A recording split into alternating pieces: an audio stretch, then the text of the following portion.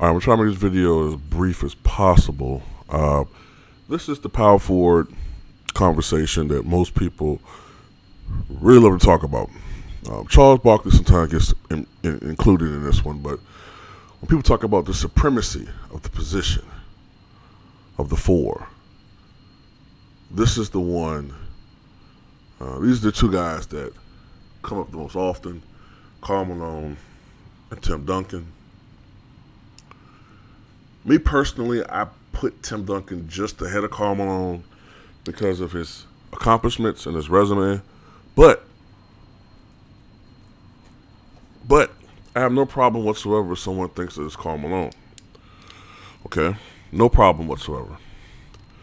Both these guys were at some stretch of their careers considered the greatest power forwards in NBA history.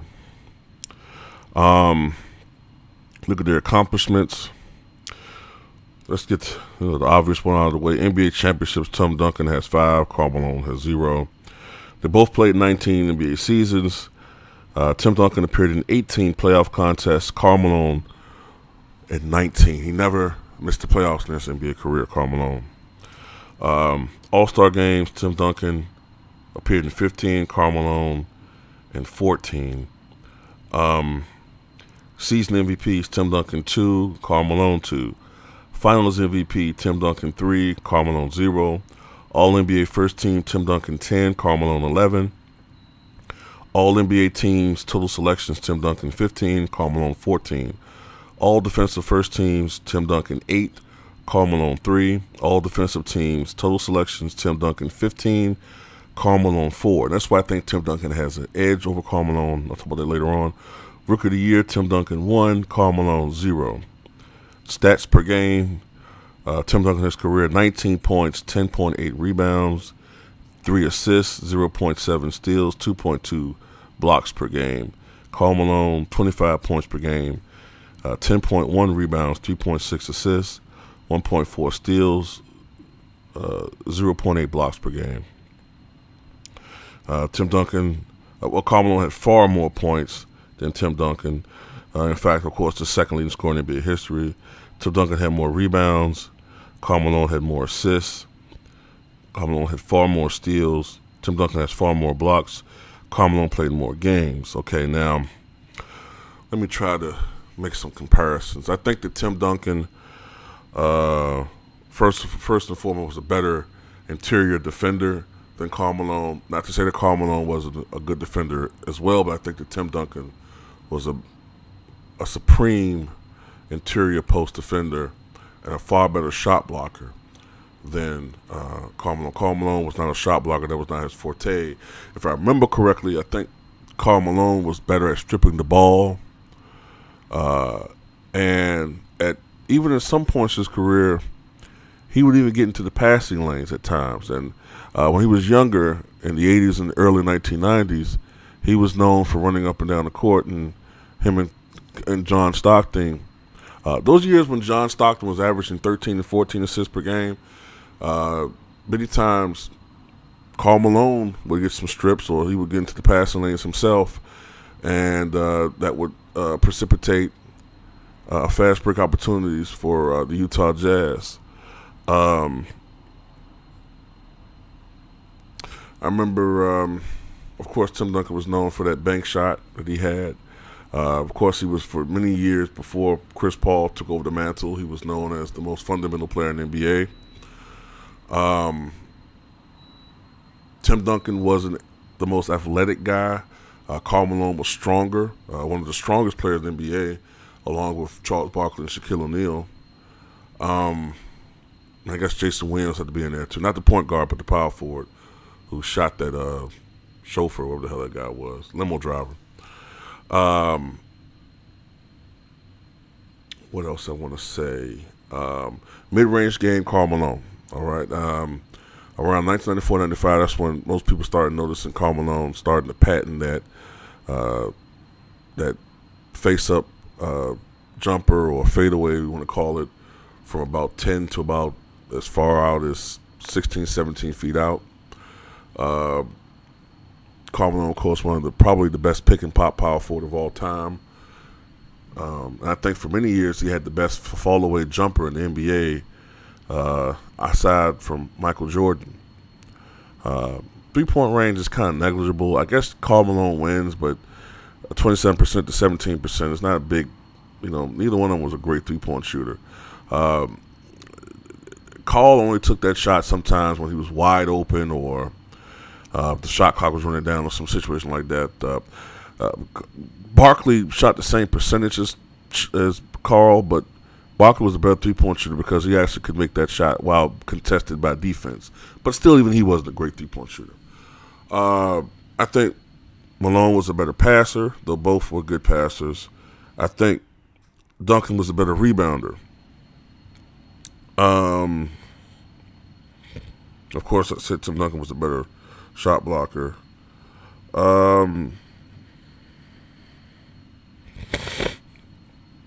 Let's talk about teammates. One of the things that some people like to say about Tim Duncan is that Tim Duncan, and if I hadn't said this already, I think that Tim Duncan is a better defensive player. I think I already said that, but one of the criticisms that some people will say about Tim Duncan, or one of the counter arguments, somebody say, well, Karl Malone never won a championship.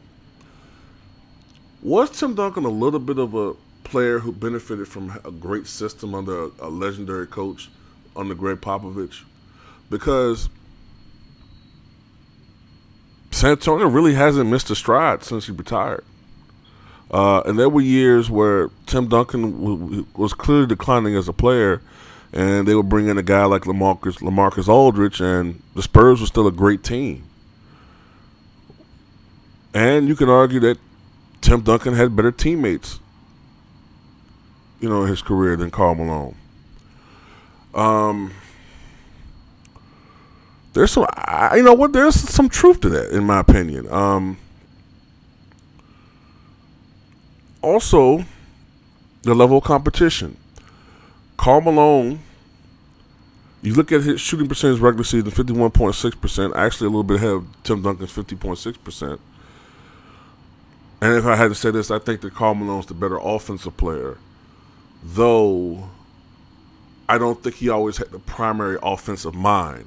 And what I mean by that is there were certain games where if Karl Malone wasn't hitting his shots, he would shut down in other areas of the game and become a 6'9", 265-pound invisible ghost.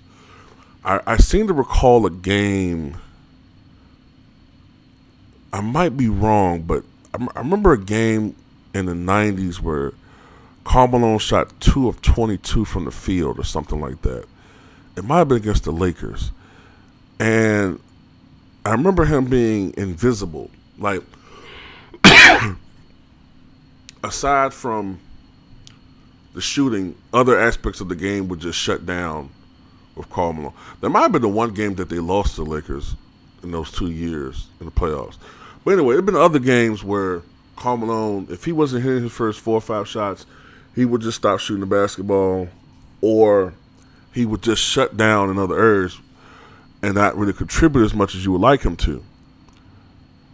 And you would look at his output, and he might have 15 points and 8 rebounds, and you're like, well, we really needed Karl to give us 29 and 10. Whereas Michael Jordan, even if he was having a subpar game, his mindset was still to be a scorer. Even if he wasn't shooting the basketball. You know what I'm saying? He had more of a go down on my shield mentality, where Karl sometimes was a guy who was considered lacking in that killer instinct at times. Although Derrick Robinson got more of the criticism of that more so than Karl Malone.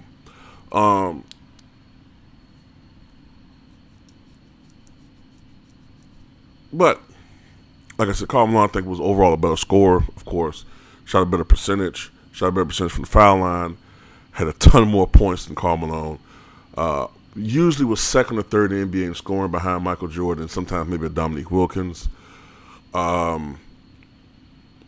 Because of Michael Jordan's retirement in 1993-94 season and absence for 65 games during the 94-95 season, Karl Malone is the all-time leading scorer in the decade of 1990s for the NBA.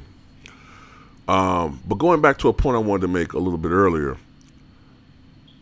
Karl Malone, you can make the argument that when he played for the Utah Jazz, consistently his team had the toughest schedule as far as any playoff team is concerned, which is why I think his field goal percentage dropped from 52% from the regular season to down to 46% during the playoffs.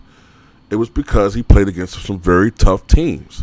He played against, if I remember something correctly, he played against that tough Dallas team from the 80s, okay, with Sam Perkins and Mark Aguirre and Rolando Blackman. And he played against that team. And who else was on the team? James Donaldson and who was the power forward? Roy Tarpley, excuse me. He played against that team and Brad Davis at point guard. Ha ha! What you know about that, guys? Not only did he play against that team toward the end of his career, he played against the Dallas Mavericks with Dirk Nowitzki and those guys when they started coming up. He played against the Sacramento Kings with Chris Webber and those guys. Okay, in the late 80s, he played against the Los Angeles Lakers. He played against the Seattle Supersonics with Gary Payton and Sean Kemp. They always battle each other out in the Western Conference. I think they played against Houston. I don't know how many times they played Houston in the playoffs. I mean, a lot of times. And in their primes, the championship years. All right? I think he played against Phoenix a lot of times. They played against the Lakers with Kobe and Shaq. They played against the Denver Nuggets with Mahmoud Rauf and LaFonso Ellis and Dikembe Mutombo and other teams. Okay? And Phoenix. You know, they played a lot of tough teams. And even when they made it to the finals, when they made it to the promised land and got to the finals in 97-98, look what they faced. Arguably the greatest perimeter defensive, well, Pippen's not a perimeter defender, but you know what I'm saying. Arguably the greatest defensive duo of all time in Pippen and Jordan.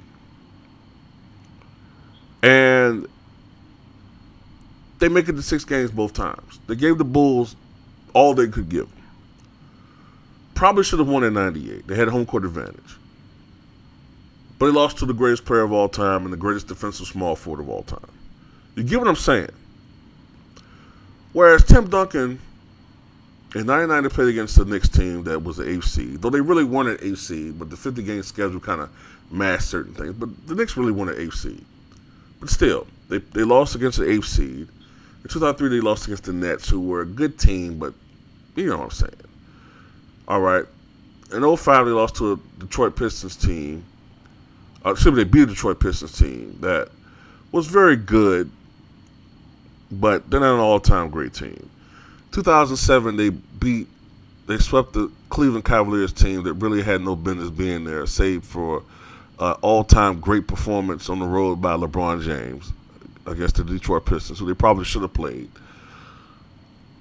And I guess you got to say the best team they played in the finals was probably that Miami Heat team. And at that point in time, Tim Duncan was no longer the primary option. So there's a little bit of debate there, guys. You know what I'm saying? Like, it's not a clear-cut case between these guys. I understand if you look at the 5 championships. Like I tell you guys, I'm not a ring counter. Rings help in the argument. Like, if it's even, rings can be like the difference maker, but championship rings do not tell the whole story. I did it with the video talking about Charles Barkley. There's other factors involved. And while I do give the edge because of the resume to Tim Duncan, I don't have any problem whatsoever with someone thinking it's Karl Malone. But tell me who you think the greatest power forward of all time is.